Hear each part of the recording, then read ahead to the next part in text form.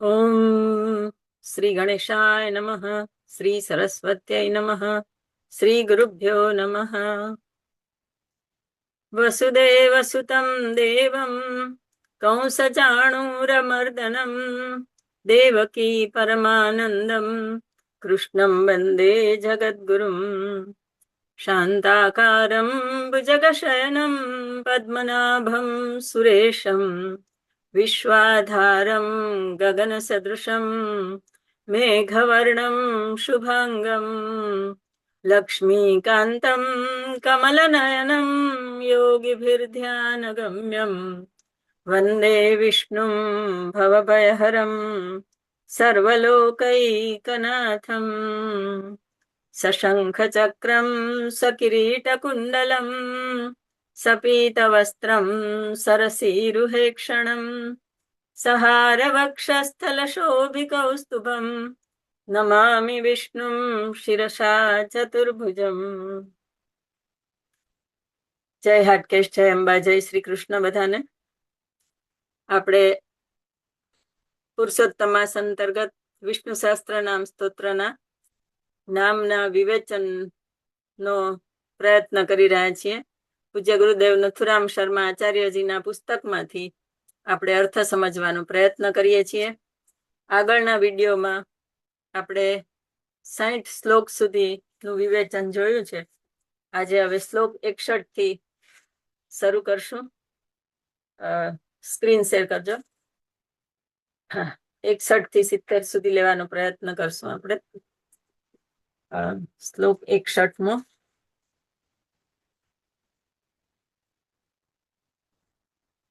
સુધન્વાખંડ પરશુઃ દારુણો દ્રવિણ પ્રદઃ દિવસ્પૃક્ સર્વદ્રવ્યાસો વાચસ્પતિરયો નિજઃ. સુધન્વા.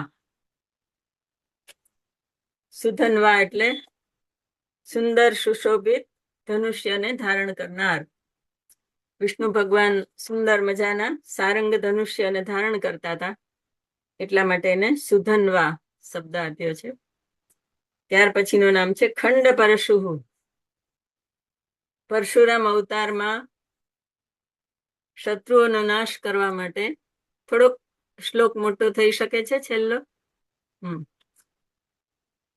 શત્રુઓનો નાશ કરવા માટે આયુધ રૂપે કુહાડો એટલે પરશુને ધારણ કરનાર એટલે ખંડ પરશુ.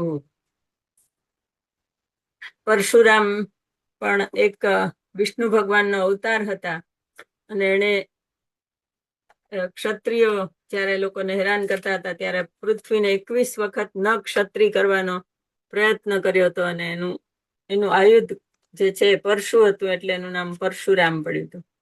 ત્યાર પછી દારુણ એટલે પાપીઓ માટે મહાભયંકર સ્વરૂપ વાળા, દારૂણ સ્વરૂપ વાળા એવા વિષ્ણુ ભગવાન. પણ કોના માટે? પાપીઓ માટે. બાકી આમ તો ભગવાનનું સ્વરૂપ મધુર બતાવ્યું છે. ત્યાર પછી દ્રવિણ પ્રદહ, ભક્તોને ઈચ્છિત દ્રવ્ય અને ધન આપનાર. દિવસ્પૃક, સ્વર્ગનો પણ સ્પર્શ કરનાર એટલે કે સર્વવ્યાપી. જ્યારે વામન અવતારમાં 3 ડગલા પૃથ્વી ભરી ત્યારે 3 લોકને આવરી લીધા હતા, એટલે સ્વર્ગનો પણ સ્પર્શ કરનાર.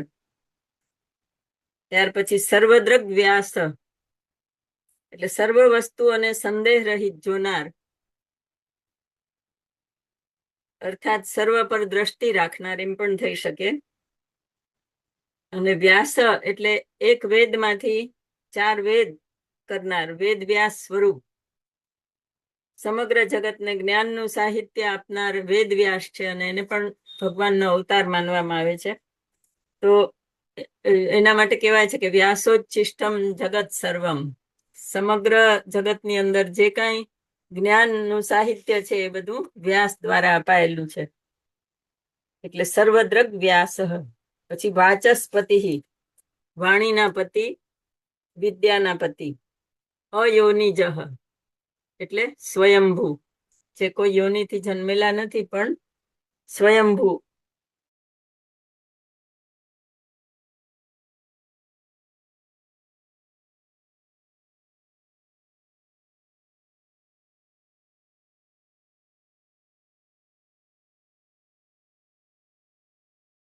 શાંતો નિષ્ઠા શાંતિ પરાયણમ. ત્રિસામાં સામગહ સામ નિર્વાણમ ભેષજમ વિષક સંન્યાસકૃત સમઃ શાંતો નિષ્ઠા શાંતિ પરાયણમ. તો અહીંયા સામવેદની સાથે અનુલક્ષીને 2-3 નામ આપેલા છે. ત્રિસામાં એટલે મુખ્ય 3 સામનું ગાન કરનારાઓથી સ્તુતિ કરાતા. સામવેદની અંદર અમુક વિભાગ હોતા હશે અને એમાંના જે 3 સામ જે ગાયનમાં મુખ્ય હશે એનાથી સ્તુતિ કરાય તો ભગવાનને સામગાનની સ્તુતિ બહુ પ્રિય હોય છે. વિષ્ણુ ભગવાન, પછી દેવી, શિવ, બધા માટે એમ કહેવાય છે કે સામગાન પ્રિયા છે બધા. ત્યાર પછી સામગહ એટલે સામવેદનું ગાન કરનાર, પોતે પણ સામવેદનું ગાન કરે છે. સામહ વેદોમાં સામવેદ સ્વરૂપ, પોતે સ્વયં સામવેદ સ્વરૂપ છે એટલે સામહ. પછી નિર્વાણમ એટલે નિર્વાણ સ્વરૂપ, શાંત પરમાનંદ સ્વરૂપ, માયા રહિત છે, ઈશ્વરનું સ્વરૂપ છે, એને નિર્વાણ સ્વરૂપ કહેવાય છે.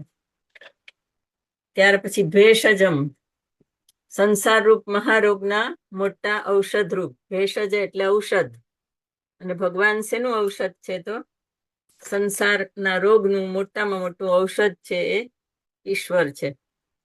ભિષક, ભિષક એટલે વૈદ, ભેષજ એટલે ઔષધ દવા, અને ભિષક એટલે વેદ. તો જીવોના સંસારરૂપ મહાસાગર મહારોગને દૂર કરવા માટે જ્ઞાનરૂપી ચમત્કારિક ઔષધ આપનાર વૈદ. જીવને સંસારમાંથી મુક્ત કરવો હોય તો એને સૌ પ્રથમ માયામાંથી છોડાવીને એને જ્ઞાન આપવું પડે. એ જ્ઞાનરૂપી ચમત્કારિક ઔષધ આપનાર વૈદ એટલે ભગવાન વિષ્ણુ. આત્મજ્ઞાન બ્રહ્મ જ્ઞાન થાય તો મોક્ષ મળે, અને આવું જ્ઞાન જો ઈશ્વરની કૃપા હોય તો જ આપણે પામી શકીએ. એટલે જીવોના સંસારરૂપ મહારોગ દૂર કરવા માટે જ્ઞાનરૂપી ચમત્કારી ઔષધ આપનાર વૈદ્ય. ત્યાર પછી સંન્યાસકૃત, મોક્ષ પ્રાપ્તિ માટે સંન્યાસાશ્રમનું વિધાન હોય છે, અને સંન્યાસ એટલે સારી રીતે છોડવું. તો મોક્ષ પ્રાપ્તિ માટે જીવને સંસારમાંથી સારી રીતે બધું છોડવાનું એને પ્રવૃત્ત કરનાર એટલે સંન્યાસકૃત. પછી શમઃ, શમ એટલે નિગ્રહ. સંન્યાસીઓને પ્રધાન મને શમનો એટલે કે મનનો નિગ્રહનો ઉપદેશ આપનાર. સંન્યાસ તો એક વખત લઈ લે, પણ મનનો નિગ્રહ ન હોય તો એનું આગળ મોક્ષ પ્રાપ્તિનું કાર્ય આગળ ન વધે. એટલે શમ રૂપી ભગવાન સંન્યાસીઓને મનના નિગ્રહનો ઉપદેશ આપે છે. સાધકની આગળ અધ્યાત્મમાં આગળ વધવા માટે ષટ સંપત્તિ જે કહેવાય છે, શમ, દમ, ઉપરતિ, તિતિક્ષા, શ્રદ્ધા અને સમાધાન. તો આ તમે આ બધી લાયકાત કેળવો ત્યારે તમે એક પગથિયું અધ્યાત્મ તરફ આગળ વધી શકો. એટલે એમાંનું શમ એક પગથિયું છે. ત્યાર પછી શાંત, શાંત પ્રકૃતિ વાળા, વિષય સુખોમાં રાગ વિનાના એવા શાંત. ભગવાનના સ્વરૂપને પણ શાંત જ કીધું છે. શુદ્ધ શાંતમ અદ્વૈતમ આનંદ રૂપમ.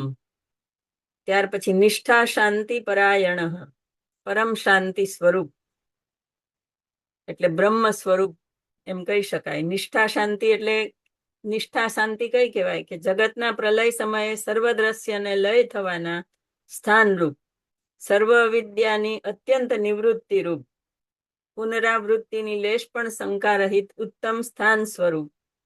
એટલા માટે બ્રહ્મ સ્વરૂપ જે છે એ નિષ્ઠા શાંતિ સ્વરૂપ કહેવાય. નિષ્ઠા શાંતિ પરાયણ એટલે નિષ્ઠા શાંતિ ક્યારે આવે? જ્યારે દ્રશ્યનો બાધ થાય. આમાં છે ને કે જગતના પ્રલય સમયે સર્વ દ્રશ્યને લય થવાના સ્થાનરૂપ. જગત દ્રશ્યનો બાધ એટલે જે દ્રશ્ય સંસાર છે એનો બાધ થાય મનુષ્યના મનમાં, ત્યારે મોક્ષ તરફ આગળ વધે. એટલા માટે જ અહીંયા એક ગુરુદેવના ભજનમાં કીધું છે કે બાધ થઈ દ્રશ્યનો મોહ તેનો જશે અખંડ સુખ ઘન સત્તા પ્રગટ થશે. તો એ અખંડ સુખ અને ઘન સત્તા સ્વરૂપ, નિષ્ઠા શાંતિ પરાયણ સ્વરૂપ, બ્રહ્મ સ્વરૂપ એ છે ભગવાન. કે જ્યારે સંસારનો મોહ માયાનો છોડીએ ત્યારે આપણે ભગવાનની પ્રાપ્તિ થઈ શકે. એવા નિષ્ઠા શાંતિ પરાયણ વિષ્ણુ ભગવાન. ત્યાર પછી 63મો શ્લોક જોઈએ. શુભાંગ શાંતિદઃ સ્રષ્ટા કુમુદઃ કુવલેશયઃ ગોહિતો ગોપતિર્ગોપ્તા વૃષભાક્ષો વૃષપ્રિયઃ. શુભાંગ, શુભ અંગો વાળા. આપણે આગળ જેમ કીધું એમ કે દારૂણ સ્વરૂપ પાપીઓ માટે છે, પણ ભક્તો માટે સ્વરૂપ કેવું છે? શુભાંગ, શુભ અંગો વાળા. અધરમ મધુરમ વદનમ મધુરમ વચનમ મધુરમ મધુરાધિપતે રખિલમ મધુરમ. એવું સ્વરૂપ છે વિષ્ણુ ભગવાનનું. ત્યાર પછી શાંતિદહ, ભક્તો અને સાધકોને પરમ શાંતિ આપનારા. સ્રષ્ટા એટલે સર્જન કરનાર, સર્વ પ્રાણીઓનું સર્જન કરનાર, પ્રાણી અને પદાર્થોનું સર્જન કરનાર. પછી કુમુદહ, મુદ એટલે આનંદ આપવો, અને કુમુદહ એટલે પૃથ્વીના લોકોને આનંદ આપનાર ચંદ્ર સ્વરૂપ. ચંદ્રનું એક નામ કુમુદ છે, અને એટલે ચંદ્રમાની ચાંદનીને કૌમુદી કહેવાય છે. ઘણી સ્ત્રીઓના નામ પણ કૌમુદીની હોય છે. તો ચાંદની સ્વરૂપ, ચાંદની. કૌમુદીની એટલે ચાંદની, પણ કુમુદ એટલે ચંદ્ર સ્વરૂપ, પૃથ્વીના લોકોને આનંદ આપનાર શીતળ ચંદ્ર સ્વરૂપ. પછી કુવલેશય, જળમાં શેષનાગ પર શયન કરનાર. એટલે કુવ શબ્દ છે જળ માટે વપરાતો હશે, એટલા માટે કુવલેશય એટલે આપણે જ્યાં પાણીનો સંચય હોય છે એને આપણે કુવો એટલા માટે કહેતા હશું. ત્યાર પછી ગોહિત એટલે ગાયનું હિત કરનાર. ઇન્દ્રિય, અને ગો એટલે ઇન્દ્રિય પણ થાય, એટલે ઇન્દ્રિયોનું રક્ષણ કરનાર. ભગવાનને રામાવતારમાં અને બધે ગો બ્રાહ્મણ પ્રતિપાલક કયા છે એટલા માટે. એટલે ગાયનું અને બ્રાહ્મણનું રક્ષણ કરનાર. ગોહિત. પછી ગોપતિ, પૃથ્વીના પતિ. ગો એટલે પૃથ્વી પણ થાય, એટલે પૃથ્વીના પતિ અને પૃથ્વીનું પાલન કરનાર. ગોપ્તા એટલે ગુપ્ત રહેનાર, માયા વડે પોતાના વાસ્તવિક સ્વરૂપને ઢાંકનાર એવા ગુપ્ત સ્વરૂપ, અને સર્વ જગતનું રક્ષણ કરનાર એટલે ગુપ્તા. પછી વૃષભાક્ષ, વૃષ એટલે ધર્મ, ધર્મરૂપ દ્રષ્ટિવાળા, ભક્તોની સર્વ કામનાઓ પૂરી કરનાર નેત્રવાળા એટલે વૃષભાક્ષ. પછી વૃષપ્રિય, ધર્મ જેને પ્રિય છે તેવા. ભગવાનને ધર્મ જ સૌથી વધારે પ્રિય છે, એટલા માટે જ ગીતામાં કહ્યું છે કે ધર્મ સંસ્થાપનાર્થાય સંભવામી યુગે યુગે. તો વૃષપ્રિય એટલે ધર્મ જેને પ્રિય છે તેવા. તો 64મો શ્લોક જોઈએ. અનિવર્તિ નિવૃતાત્મા સંક્ષેપ્તાક્ષેમકૃત શિવ શ્રીવત્સવક્ષઃ શ્રીવાસઃ શ્રીપતિ શ્રીમતાંબર. હવે આ 64ના શ્લોકનો અડધો ભાગ અને 65મો શ્લોક આખો, એ આખા બધાની અંદર સ્ત્રીને અનુલક્ષીને લક્ષ્મીની સાથેના બધા નામો વર્ણવ્યા છે. પેલા પેલી લાઈનના નામ જોઈએ. અનિવર્તી, પાછું વાળીને નહીં જોનાર, એટલે પારોઠના પગલા ન ભરનાર. અર્થાત દેવો અને અસુરોના સંગ્રામની વેળાએ અસુરોની સામે ચાલીને લડનાર એવા અનિવર્તી સ્વરૂપ. પછી નિવૃત્તાત્મા, વિષય વાસનાથી રહિત નિવૃત્ત આત્મ સ્વરૂપ જેનું છે એવા. પછી સંક્ષેપ્તા, સમગ્ર જગતને સંહાર સમયે ટૂંકું એટલે સંક્ષિપ્ત કરનાર, અને પોતે પણ સૂક્ષ્મ સ્વરૂપે રહેનાર છે. બ્રહ્મ સ્વરૂપ છે એટલે અણોરણિયામ મહતો મહિયામ, એ અહીંયા પણ લાગુ પડે છે. વિરાટ સ્વરૂપ પણ છે ભગવાનનું, અને સંક્ષિપ્ત સ્વરૂપ પણ છે, એટલે સંક્ષેપ્તા. પછી ક્ષેમકૃત, ભક્તોનું અને શરણાગતોનું રક્ષણ કરનાર. ગીતામાં ભગવાને કીધું છે કે યોગક્ષેમમ વહામ્યહમ અનન્યાશ્ચિંતયંતો મામ યે જનાઃ પર્યુપાસતે તેષામ નિત્યાભિયુક્તાનામ યોગક્ષેમમ વહામ્યહમ. એટલે સર્વ લોકોના યોગ અને ક્ષેમને વહન કરનારા. યોગ એટલે જે પ્રાપ્ત નથી તેની પ્રાપ્તિ કરાવે, અને ક્ષેમ એટલે જે પ્રાપ્ત થયેલું છે એનું રક્ષણ કરે, એટલે ભક્તોનું અને શરણાગતોનું રક્ષણ કરનાર. શિવ એટલે કલ્યાણમય સ્વરૂપ, કલ્યાણમય જે વિષ્ણુનું સ્વરૂપ છે એને શિવ નામ આપેલું છે. પછી શ્રી વત્સ વક્ષા, હવે શ્રીના શબ્દો બધા શરૂ થયા અહીંથી. શ્રી વત્સ વક્ષા, વક્ષ સ્થળમાં શ્રી વત્સનું એટલે લક્ષ્મીનું ચિહ્ન ધારણ કરનાર.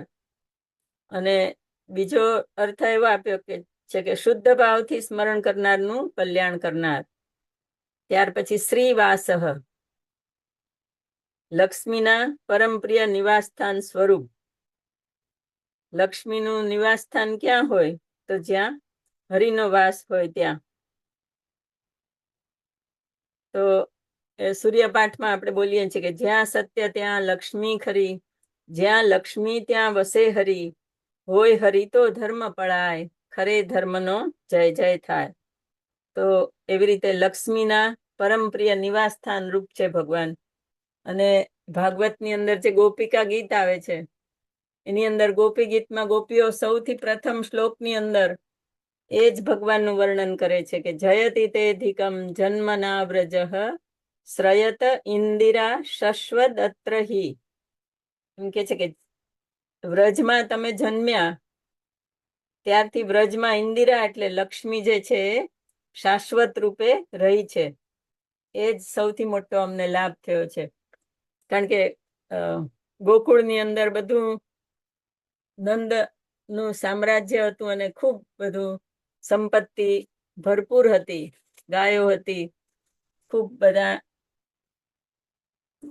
એને કારણે ભલે ગોવાળ ને એનો હતો કાર્ય, પણ એ લોકો પાસે લક્ષ્મી પુષ્કળ હતી. એટલે ગોપીઓએ કીધું છે કે જ્યારથી તમે અહીંયા જન્મ્યા ત્યાંથી ગોકુળમાં લક્ષ્મીનો વાસ રહ્યો છે. પછી શ્રીપતિ, લક્ષ્મીના પ્રિય પતિ.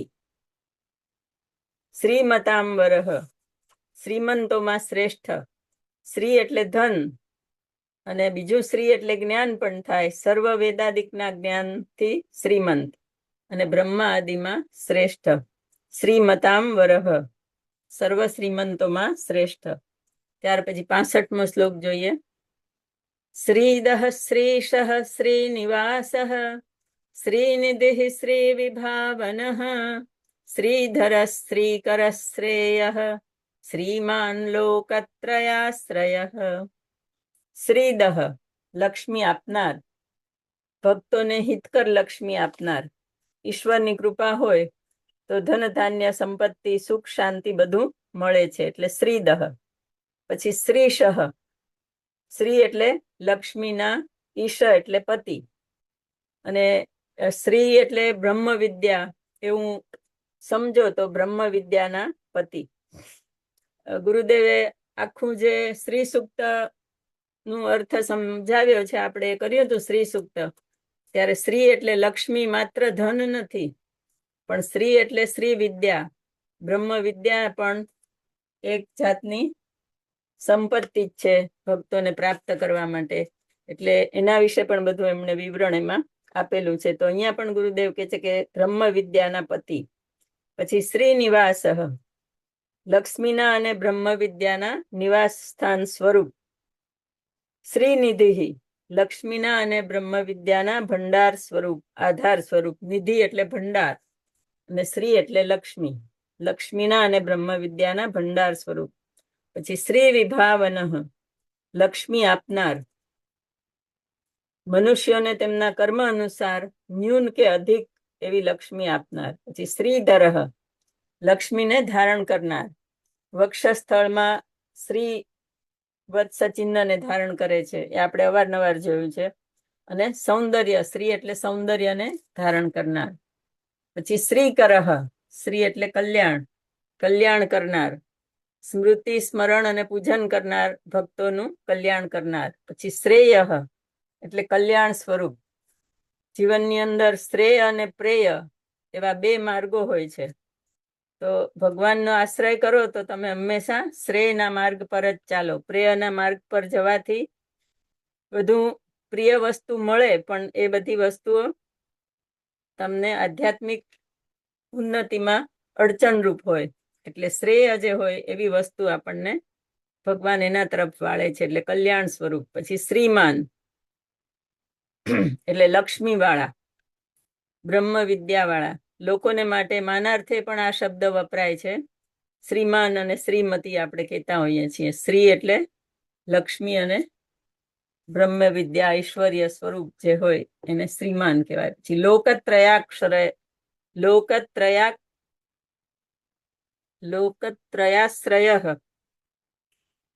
ત્રણેય લોકના આશ્રય સ્વરૂપ. ભૂર્ભુવઃ સ્વઃ એ જે ત્રણેય લોક છે એના આશ્રય સ્વરૂપ. ત્યાર પછી 66મો શ્લોક જોઈએ.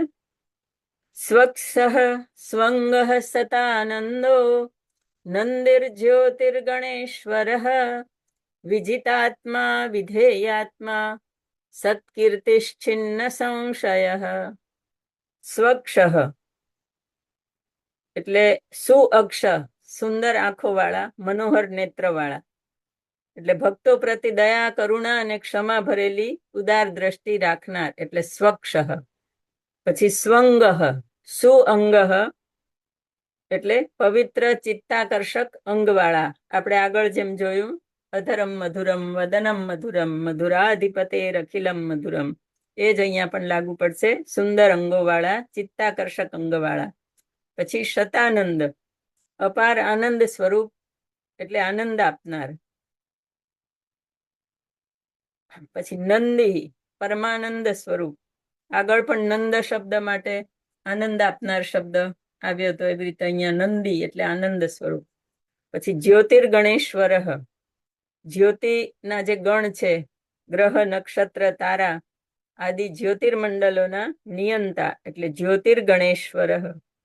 પછી વિજિતાત્મા, જેમણે મનને સારી રીતે જીત્યું છે તેવા.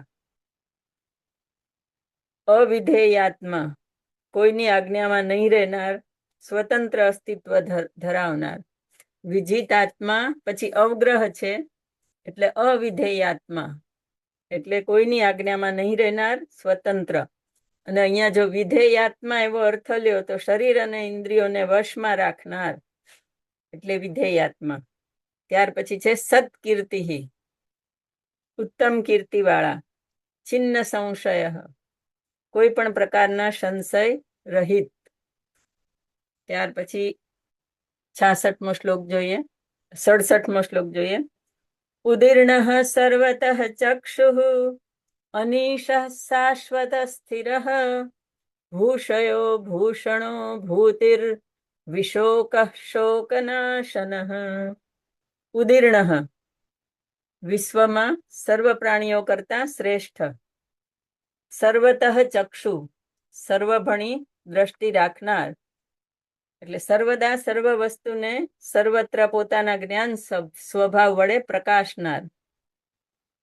પછી અનીશઃ જેના કોઈ ઈશ્વર કે નિયંતા નથી, તે પોતે સ્વયં સિદ્ધ સ્વરૂપ છે, એટલે અનીશઃ.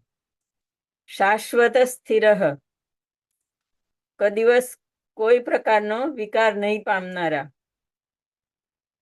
ઈશ્વરનું સ્વરૂપ છે અચ્યુત અને શાશ્વત છે, એટલા માટે એને શાશ્વત અને સ્થિર કહ્યું છે. ત્યાર પછી ભૂષય જમીન પર સુનારા. આમ આપણે ભગવાનને ક્ષીરસાગરમાં સુનારા તરીકે ઓળખીએ છીએ વિષ્ણુ ભગવાનને, પણ રામાવતારમાં લંકા જતા પહેલા સમુદ્ર તટની જમીન પર સુનારા, એટલે ભૂષય. પછી ભૂષણ પૃથ્વીના આભૂષણ સ્વરૂપ, ભક્તોના હિત માટે અવતાર લઈ અને પૃથ્વીને શોભાવનાર એવા ભૂષણ. પછી ભૂતિ સર્વ ઐશ્વર્યના કારણ સ્વરૂપ. ભૂતિ એટલે સર્વ ઐશ્વર્યનું કારણ, અને એવી રીતે વિશિષ્ટ પ્રકારનું ઐશ્વર્ય હોય ત્યારે આપણે વિભૂતિ શબ્દ વાપરીએ છીએ કે આ બધી વિભૂતિ છે ભગવાનની, એમ એટલે વિભૂતિ. ભૂતિ સર્વ ઐશ્વર્યના કારણરૂપ. પછી વિશોક શોક રહિત, પોતે શોક રહિત છે, અને પછી તરત નામ આવે છે શોકનાશન, પોતે શોક રહિત છે અને ભક્તોના શોકનો નાશ કરે છે, એટલા માટે શોકનાશન. પછી 68મો શ્લોક જોઈએ. અર્ચિસ્માન અર્ચિતઃ કુંભો વિશુદ્ધાત્મા વિશોધનઃ અનિરુદ્ધો અપ્રતિરથઃ પ્રદ્યુમ્નો અમિત વિક્રમઃ. અનિરુદ્ધો પ્રતિરથઃ પ્રદ્યુમ્નો મિત વિક્રમઃ. બંને જગ્યાએ અવગ્રહ છે, એટલે અપ્રતિરથઃ અને અમિત વિક્રમઃ એવો શબ્દ આવશે. પેલો શબ્દ જોઈ અર્ચિસ્માન. સૂર્ય ચંદ્ર આદિ તેજસ્વીઓમાં મુખ્ય તેજસ્વી સ્વરૂપ. પછી અર્ચિત એટલે પૂજા પામેલા, બ્રહ્માદિ દેવોથી જે માન પામી અને પૂજા પામ્યા છે સર્વ દેવોથી અને સર્વ લોકોથી એવા અર્ચિત. પછી કુંભ ઘડાની જેમ સર્વ પ્રાણીઓના નિવાસ સ્થાન સ્વરૂપ. જગતને કુંભમાંથી જ ઉત્પન્ન થયેલું બતાવ્યું છે, એટલા માટે અહીંયા સર્વ પ્રાણીઓના નિવાસ સ્થાન સ્વરૂપ ઘડાની જેમ એટલે કુંભ શબ્દ. પછી વિશુદ્ધાત્મા શુદ્ધ અંતઃકરણ વાળા, માયાના 3 ગુણોથી રહિત. પછી વિશોધન શોધન કરનાર એટલે શુદ્ધ કરનાર. ભાવપૂર્વક સ્મરણ માત્રથી જે ભક્તો ભાવપૂર્વક સ્મરણ કરે એના ભક્તોના પાપોનો નાશ કરનાર, એના ચિત્તને શુદ્ધ કરનાર એટલે વિશોધન. પણ એની શરત શું છે કે ભાવપૂર્વક સ્મરણ કરવું પડે અને અનન્ય ચિંતન કરવું પડે, ત્યારે આપણું શોધન થાય. તો એવા વિશોધન. અનિરુદ્ધ વિષ્ણુના 4 વ્યુહમાં અનિરુદ્ધ સ્વરૂપ. હવે આજે વિષ્ણુ ભગવાનનું અવતાર સ્વરૂપ છે એને 4 પ્રકારે વર્ણવવામાં આવે છે શાસ્ત્રોમાં. એના 4 વ્યુહ છે: વાસુદેવ, સંકર્ષણ, અનિરુદ્ધ અને પ્રદ્યુમ્ન. એટલે વાસુદેવ સ્વરૂપ છે જ્ઞાન રૂપ અને સત્વગુણ સ્વરૂપ છે. સંકર્ષણ છે જીવ સ્વરૂપ છે, એટલે કે છે ને કે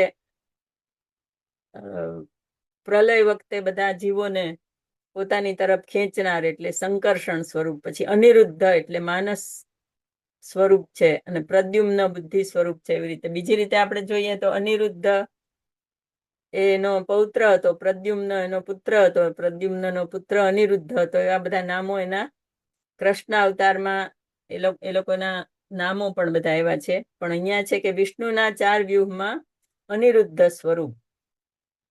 અપ્રતિરથ જગતમાં જેનો કોઈ વેરી નથી એવા.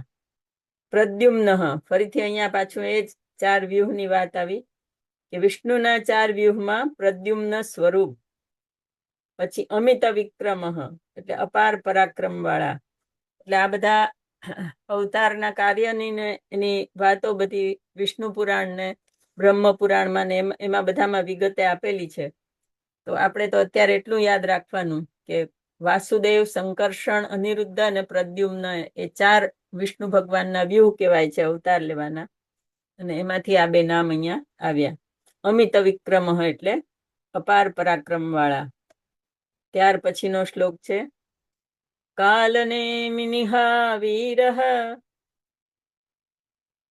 શૌરી શૂરજનેશ્વરઃ ત્રિલોકાત્મા ત્રિલોકેશઃ કેશવ કેશિહા હરિઃ.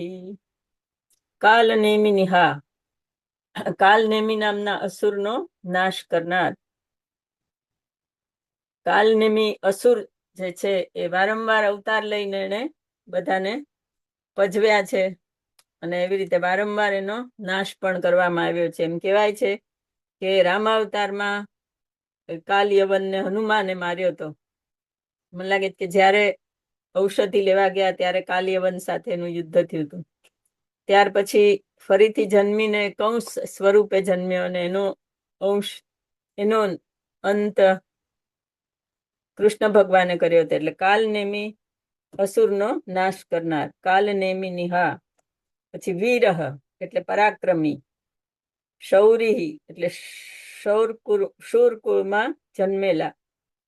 પછી શૂરજનેશ્વર સુરવીરોના સ્વામી અથવા તો દેવોના સ્વામી. ત્રિલોકાત્મા 3 લોકના આત્મ સ્વરૂપ. ત્રિલોકેશ 3 લોકના ઈશ્વર. અને કેશવ એટલે સૂર્ય ચંદ્રાદિ તેજસ્વી પદાર્થો જેમના કેશ છે. કેશવ એટલે કેશ શબ્દ ઉપરથી નામ આવ્યું છે. સૂર્ય ચંદ્રાદિ તેજસ્વી પદાર્થો જેમના કેશ છે.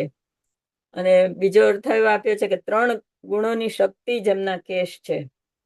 અને બીજું એક જગ્યાએ મેં એવો એનો શબ્દનો સંસ્કૃતની વ્યુત્પત્તિ એવી સાંભળેલી છે મેં કે કેશવ, જ્યારે સમુદ્રમાં સૂતેલા ભગવાનને જોવે છે, કે એટલે પાણી, અને પાણીની અંદર શું આ શવ છે એમ, એવો પ્રશ્ન કોઈ કરે છે ત્યારે કેશવ શબ્દ આવે છે. ત્યાર પછી કેશિહા એટલે કેશી દૈત્યને મારનાર, અને હરિહી એટલે ભક્તોના અને સંસારના દુઃખોને હરનાર. ત્યાર પછી 70મો શ્લોક જોઈએ. કામદેવ કામપાલ કામી કાંત કૃતાગમ અનિર્દેશ્ય વપુર્વિષ્ણુર વીરો નંતો ધનંજય. કામદેવ ધર્મ, અર્થ અને કામ અને મોક્ષની ઈચ્છાવાળા મનુષ્યો જેમને ઈચ્છે છે એવા દેવ સ્વરૂપ. અને બીજું કામદેવ છે જે છે અતિશય સૌંદર્યના ધણી છે. એટલે કોઈ પણ સુંદર વ્યક્તિનું સ્વરૂપ હોય ત્યારે એને એમ કહેવામાં આવે છે, કોઈ પુરુષનું સુંદર સ્વરૂપ હોય ત્યારે એને કામદેવ સ્વરૂપ કહેવામાં આવે છે. આ શ્લોક બહુ મોટો આડો અવળો થઈ ગયો, જરા સરખો કરજો. બે શબ્દ જ દેખાય છે, બહુ મોટો ન કરો. તો કામદેવ, પછી કામપાલ મનુષ્યોની કામનાઓનું રક્ષણ કરનાર. પછી કામી પૂર્ણ કામ, જેમની કામનાઓ પૂર્ણ થયેલ છે તેવા. બરાબર નથી શ્લોક, બરાબર દેખાતો નથી, અડધો જ દેખાય છે. ફરીથી સરખો કરી નાખજો.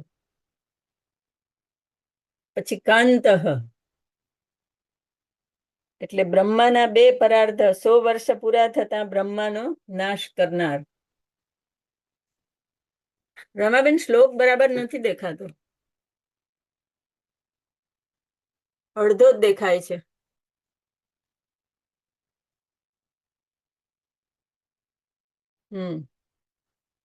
કામી પછી કાંત. કા શબ્દ છે એ બ્રહ્મા માટે વપરાય છે શાસ્ત્રોમાં. તો કાનો અંત કરનાર એટલે બ્રહ્માનો અંત કરનાર. ક્યારે? તો બ્રહ્માના 2 પરાર્ધ 100 વર્ષ પૂરા થાય ત્યારે બ્રહ્માનો નાશ કરનાર. એટલે ફરી સૃષ્ટિનો પ્રલય થાય, ફરી પાછી સૃષ્ટિ ઉત્પન્ન કરવા માટે ફરીથી બ્રહ્માને ઉત્પન્ન કરે, એ કાર્ય વિષ્ણુ ભગવાનનું ચાલ્યા જ કરે છે. એટલા માટે બ્રહ્માના 2 પરાર્ધ 100 વર્ષ પૂરા થતા બ્રહ્માનો નાશ કરનાર.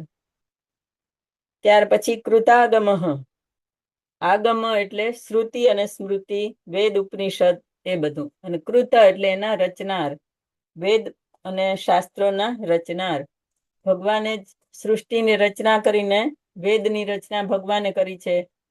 અને સૃષ્ટિમાં લોકોએ કેવી જાતનું વર્તન કરવું ને કેવી રીતે રહેવું એનું એમાં બધું વર્ણન આપેલું છે. એટલે કૃતાગમ.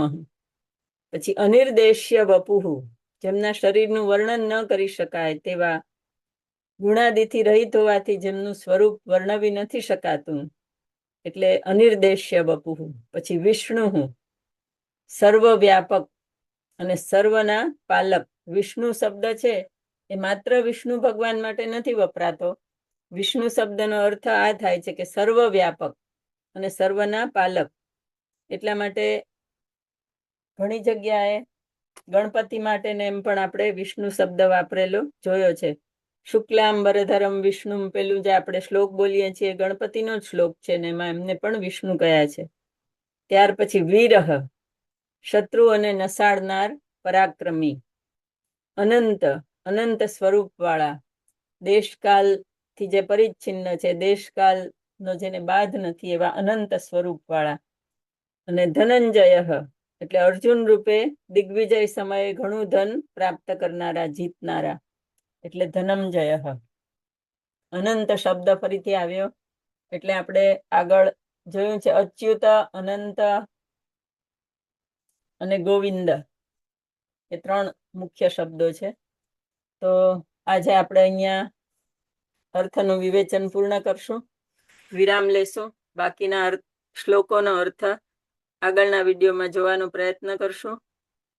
અને એમ કરતા કરતા ધીરે ધીરે આપણે વિષ્ણુ સહસ્ત્ર નામ પુરુષોત્તમ મહિનો રહેતા રહેતા પૂર્ણ કરશું. ખૂબ સુંદર રીતે ભીષ્મએ વર્ણવ્યા છે બધા નામો, કેટલા કેટલા અવતારો અને એની કેટલી કેટલી વિભૂતિઓ જે છે, એમાં ઈશ્વરનું શું શું કાર્ય છે, એ બધું આપણને એમાં સમજવા અને જાણવા મળે છે. એટલે આપણે જ્યારે પણ પઠન કરીએ ત્યારે આપણા મનમાં એવો ભાવ આવે કે આપણે કેટલી વિશિષ્ટ પરમાત્મા શક્તિ, જે બ્રહ્મનું સગુણ સ્વરૂપ છે, એનું આપણે આ પ્રાર્થના કરી રહ્યા છીએ. અને આપણે એની અંદર લીન થવાનો પ્રયત્ન કરીને આપણે મોક્ષ તરફ આગળ વધવાનું છે. તો અહીંયા વિરામ લઈએ. વસુદેવ સુતમ દેવમ કંસચાણૂરમર્દનમ દેવકી પરમાનંદમ કૃષ્ણમ વંદે જગદ્ગુરુમ, કૃષ્ણમ વંદે જગદ્ગુરુમ.